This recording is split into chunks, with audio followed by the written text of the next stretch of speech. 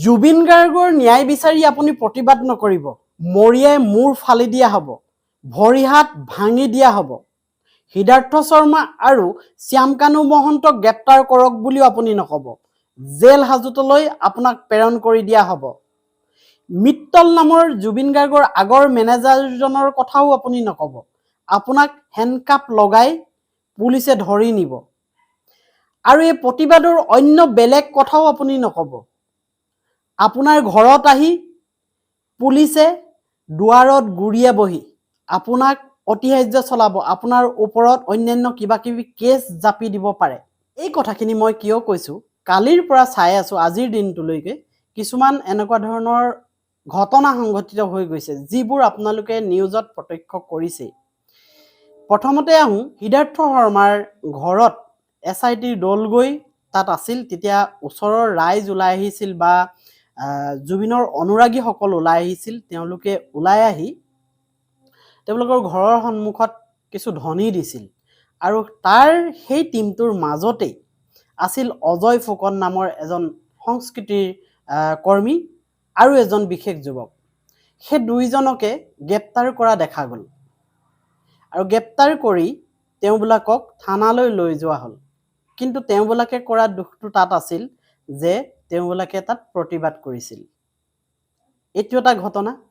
আৰু এটা ঘটনা দেখিবলৈ পালোঁ, সেই ল'ৰাজনে জুবিন গাৰ্গৰ অন্ত্যেষ্টিক্ৰিয়ালৈকে তাত আছিল আৰু এই মিত্তল নামৰ যিজন পুৰণা মেনেজাৰ আছিল, সেই মেনেজাৰজনক গ্ৰেপ্তাৰ কৰক বুলি তেওঁ চকী এখনৰ ওপৰত উঠি চিঞৰিছিল আৰু তেওঁৰ ওপৰত এটা কেছ জাপি দিয়া হ'ল আৰু সেই কেছটোৰ কাৰণে এতিয়া তেওঁক পুলিচে ধৰি সোণাপুৰ আৰক্ষী থানালৈ লৈ গৈ আছে। আৰু এটা কেছ দেখিলোঁ যিটোত ল'ৰাজনে ছবি আঁকে, তেওঁ এজন শিক্ষক বুলি কৈছে, তেওঁ প্ৰতিবাদ কৰিছিল আৰু এতিয়া পুলিচে তেওঁকো পুলিচৰ জিম্মালৈ লৈছে। এনেকুৱা ধৰণৰ কেইবাটাও ঘটনা যোৱা সময়খিনিত আমি দেখি পালোঁ। এতিয়া অনুভৱ হৈছে কেনেবাকৈ এই প্ৰতিবাদীসকলৰ কণ্ঠ ৰোধ কৰিবলৈ আচলতে বিচৰা হৈছে নেকি কোনোবা বিশেষ এটা লবিয়ে, আৰু যিটো লবি পাৱাৰফুল, সেই লবিটোৰ দ্বাৰা জুবিন গাৰ্গৰ ন্যায় বিচৰা ব্যক্তিসকলক কেনেবাকৈ তেওঁবিলাকৰ কণ্ঠ ৰোধ কৰিবৰ কাৰণে বা যিসকলে মাত দি আছে সেই মাত দি থকা ব্যক্তিসকলক ভয় খুৱাবৰ কাৰণে এনেকুৱা ধৰণৰ দুই এজনক মাৰপিট কৰিছে বা ঘৰত সোমাই গৈ দুৱাৰত গুৰিয়াইছে পুলিচে বা এনেকৈ এৰেষ্ট কৰিছে। এনেকুৱা ধৰণৰ ঘটনাখিনি সংঘটিত হৈছে নেকি, এইটো এটা ধাৰণাহে। যদি তেনেকুৱা ধৰণৰ হৈছে তেনেহ'লে বৰ শুভ লক্ষণ নহয়। এইটো কিয় কৈছোঁ শুভ লক্ষণ নহয়, কাৰণ আমাৰ দেশত অন্ততঃ দুৰ্নীতিৰ বিৰুদ্ধে, অন্যায়ৰ বিৰুদ্ধে মাত মতাৰ অধিকাৰ সংবিধানে দি থৈছে। কিন্তু সময়ে সময়ে দেখা যায় সেই অধিকাৰ আমাৰ পৰা কাঢ়ি লৈ যোৱা। কাৰণ দেখা গৈছে যে ছ'চিয়েল মিডিয়াত কবিতা লিখিও জেললৈ যোৱা আমি দেখিছোঁ এইখন অসমতেই।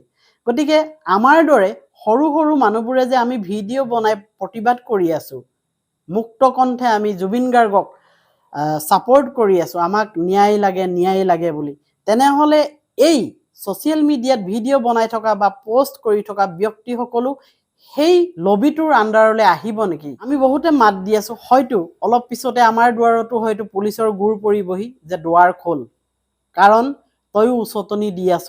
এনেধৰণৰ কথা হ'ব পাৰে নেকি? তয়ো জুবিন গাৰ্গৰ অনুৰাগীসকলক উচতনি দি আছ, এনেকুৱা কথা হ'ব পাৰে নেকি? এইটো মোৰ মনৰ ধাৰণাহে। কিন্তু মই ভাবোঁ তেনেকুৱা ধৰণৰ কথা হ'ব নালাগে। কিন্তু যোৱা সময়খিনিত যিবোৰ ঘটনা ঘটি গৈছে, বিশেষকৈ পাৰ্চনেল এটা ঘৰৰ ভিতৰত সোমাই, যিটো CCTV ফুটেজত দেখা গৈছে, ভিতৰলৈ গৈ পুলিচ সোমাই গৈছে, তেওঁবিলাকে গেটৰ ভিতৰৰ পৰা চাই আছিল মাত্ৰ, পুলিচে পেট্ৰলিং দিছিল হয়তো বাহিৰে বাহিৰে, আৰু তাতে কথা কটাকটি হৈ ভিতৰলৈ আহি মাৰপিট কৰিছে সেই ব্যক্তিজনক। এইটো জানো যুক্তিপূৰ্ণ হয়? এজন মানুহে ঘৰৰ পৰা পদূলিলৈ চাই আছে, গেটখনেদি সোমাই আহি পুলিচে তেওঁলোকক মাৰপিট কৰিছে, তাৰপিছতে দুৱাৰত গৈ গুৰিয়াইছে। এইটোতো শুভ লক্ষণ নহয়। সুস্থ মানসিকতাৰ পুলিচো নহয় যেন লাগে সেইকেইজন। এই কথাবোৰে আচলতে বৰ চিন্তিত কৰি তুলিছে বৰ্তমান সময়ত। আৰু যদি সেই লবিটোৱে চিন্তা কৰিছে যে এনেধৰণৰ কেছ যদি তেওঁলোকৰ ওপৰত জাপি দিয়া হয়, যিসকলে তদন্তৰ নামত মানে ন্যায় বিচাৰি আছে, জুবিন গাৰ্গৰ ন্যায় বিচাৰি আছে, তেওঁলোকৰ ওপৰত যদি এনেকুৱা ধৰণৰ কেছ জাপি দিয়া হয়, এনেকুৱা ধৰণে তেওঁলোকক যদি অতিহাৰ্য চলোৱা হয়, ভয় খাই বাকীখিনি জুবিনৰ অনুৰাগীয়ে কেনেবাকৈ মাত নিদিব নেকি? এই কথাটো হয়তো কেনেবাকৈ চিন্তা কৰিব পাৰে। যদি চিন্তা কৰিছে তেনেহ'লে ভুল চিন্তা কৰিছে, মই ক'বলৈ বিচাৰিছোঁ। কিয়নো আপোনালোকে গম পায় যে জুবিন গাৰ্গ নোহোৱা দিনাখনৰ পৰা আমাৰ অসমৰ কেইবাজনো যুৱক হেৰাই গৈছে। কোনোবাই আত্মহননৰ সেই কাৰ্যও কৰিবলৈ চেষ্টা কৰিছে। মাজুলীৰ একদম মনতে থকা ঘটনাটো, প্ৰথম ঘটনাটো মাজুলীৰ পৰা আহিছিল। তেওঁক হস্পিটেললৈ লৈ যোৱা হ'ল, তেখেতে এটা অখাদ্য খাই দিছিল। সেইখিনি সময়ত জুবিন গাৰ্গ নথকাৰ খবৰটো পায়। তাৰপিছত গুৱাহাটীৰে কোনোবা এটা ঘৰত তেনেকুৱা ধৰণৰ কথা এটা শুনিলোঁ, সেইজন ল'ৰাকো হেৰুৱালোঁ আমি। আৰু এজন ল'ৰা হেৰুৱালোঁ বুলি আমি নিউজত পাইছিলোঁ, তেওঁ ব্ৰহ্মপুত্ৰত জাপ দি দিছিল। কিন্তু ৰিচেণ্টলি আৰু এটা ভিডিঅ' ভাইৰেল হৈ গৈছিল, আপোনালোকে গম পায় যে ব্ৰহ্মপুত্ৰ খুব সম্ভৱ শৰাইঘাটৰ দলং হয় নে নহয় জানো, ব্ৰহ্মপুত্ৰত কিন্তু সেই ল'ৰাজনে জাপ দি দিছে। সেইজনকো বিচাৰি পোৱা নাই আমি জনাত। গতিকে জুবিনৰ অনুৰাগীসকলে এনেকুৱা ধৰণৰ ভয়ংকৰ কামবোৰ কৰিবলৈ অকণমানো দ্বিধাবোধ কৰা নাই, অকণমানো ভয় খোৱা নাই। আৰু তেনে স্বত্বত যদি এই বিশেষ বিভাগটোৱে যদি ভাবি পেলাইছে যে আমি এই জুবিন অনুৰাগীখিনিক এনেকৈ ভয় খুৱাই দিলে তেওঁলোকে প্ৰতিবাদ নকৰিব দ্বিতীয়বাৰ, তেনেহ'লে এইটো ভুল কাম কৰিছে। যদি ৰাইজে কেনেবাকৈ এই কথাটোত ক্ষুব্ধ যদি হৈ যায়, তেতিয়া কিন্তু এই কেছ মামলা বা এনেকুৱাবোৰ যে ধৰি নিছে, এইবোৰলৈ কেয়াৰ নকৰিব জুবিন অনুৰাগী। গতিকে মই বিশেষভাৱে বিনম্ৰতাৰে মই মুখ্যমন্ত্ৰী ডাঙৰীয়াক অনুৰোধ কৰিব বিচাৰিছোঁ। কাৰণ যোৱা সময়খিনিত আমি দেখিলোঁ জুবিন গাৰ্গ যিদিনাখনৰ পৰা নোহোৱা হ'ল, সেই দিনাখনৰ পৰা আমাৰ মুখ্যমন্ত্ৰী ডাঙৰীয়াই যেনেধৰণে দায়িত্ব পালন কৰি আহিল আজি পৰ্যন্ত, ৰাইজৰ কথা শুনি ৰাইজৰ মতেই কৰি গ'ল। এইটো নকলেও আপোনালোকে গম পায়। পষ্টমৰ্টম হোৱাৰ পিছতো পষ্টমৰ্টম ৰাইজে কৰিবলৈ ক'লে, পুনৰবাৰ তেওঁ কৰিবলৈ নিৰ্দেশ দিলে। তাৰপিছত তদন্ত লাগে, CIDৰ তদন্ত দিলে, আৰু এতিয়া CIDৰ তদন্ত চলি আছে।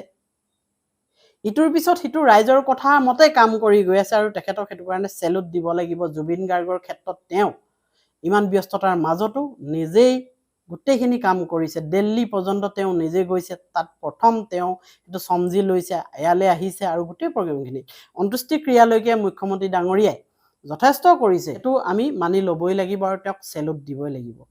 কিন্তু তেওঁৰ দৃষ্টিগোচৰ কৰিব বিচাৰিছোঁ, এই যে কিছু নিৰীহ লোকৰ ওপৰত মাৰপিট কৰিছে পুলিচ বিভাগে, কিছু লোকৰ ঘৰত সোমাই দুৱাৰত গৰিয়াইছে, মাৰপিট কৰিছে, কাৰোবাৰ মূৰ ফালি দিছে, কোনোবা প্ৰতিবাদকাৰীক তেখেতসকলে যদি মানে আইন হাতত তুলি লোৱাই নাই, তেওঁবিলাকৰ ওপৰতো গোচৰ তৰি তেওঁবিলাকক এৰেষ্ট কৰা হৈছে। এনেকুৱাবোৰ যদি হৈছে, এই বিষয়টোৰ ওপৰতো মুখ্যমন্ত্ৰী ডাঙৰীয়াই অকণমান চকু ৰখাটো ভাল হ'ব। কিয়নো ৰাইজৰ মাজত অপ্ৰিয় পাত্ৰ হোৱাটো আমি নিবিচাৰোঁ আমাৰ ৰাজ্যখনৰ মুখ্যমন্ত্ৰীগৰাকী। কাৰণ মুখ্যমন্ত্ৰীগৰাকীয়ে বৰ্তমান সময়লৈকে যিখিনি কাম কৰি গৈছে, ৰাইজৰ স্বাৰ্থত কৰি গৈছে, আৰু আমি চেলুট দিবই লাগিব বুলি ক'লোৱেই। গতিকে এই শেষৰ সময়খিনিত যিখিনি সময়ত তদন্ত চলি আছে, এই তদন্তৰ সময়খিনিত মুখ্যমন্ত্ৰী ডাঙৰীয়াই যাতে অপ্ৰিয় পাত্ৰ নহয় এই অসমৰ ৰাইজৰ পৰা। কাৰণ অসমৰ ৰাইজৰ মাজৰে কিছু যুৱকক দেখিছোঁ ধৰি নি আচলতে কিবা কিবি কেছত তেওঁবিলাকক ফচাই দিয়া হৈছে চাগে, আৰু দেখিছোঁ অজয় ফুকনকো লৈ যোৱা হৈছে, এনেকুৱাবোৰ কথা। গতিকে মুখ্যমন্ত্ৰী ডাঙৰীয়ালৈ আমি বিনম্ৰতাৰে অনুৰোধ কৰিম যে তেখেতে এই বিষয়টোত যাতে চকু দিয়ে। যদি কোনোবাই আইন হাতত তুলি লৈছে, তেনেহ'লে তেওঁৰ ওপৰত বিহিত ব্যৱস্থা ল'ব লাগে, এইটো আমি ক'ম। গতিকে বিনম্ৰতাৰে পুনৰবাৰ অনুৰোধ কৰিছোঁ যে মুখ্যমন্ত্ৰী ডাঙৰীয়াই এনেকুৱা ধৰণৰ কথাখিনিতো যাতে অকণমান চকু ৰাখে, নহ'লে ৰাইজ পুনৰ ক্ষুব্ধ হোৱাৰ সম্ভাৱনাও বাঢ়ি যোৱাৰ চান্স আছে। ঠিক আছে দিয়ক, ভিডিঅ'টো এটা সামৰিছোঁ। অন্য এটা দিনত অন্য এটা ভিডিঅ'লৈ পুনৰ আহিম। Bye bye.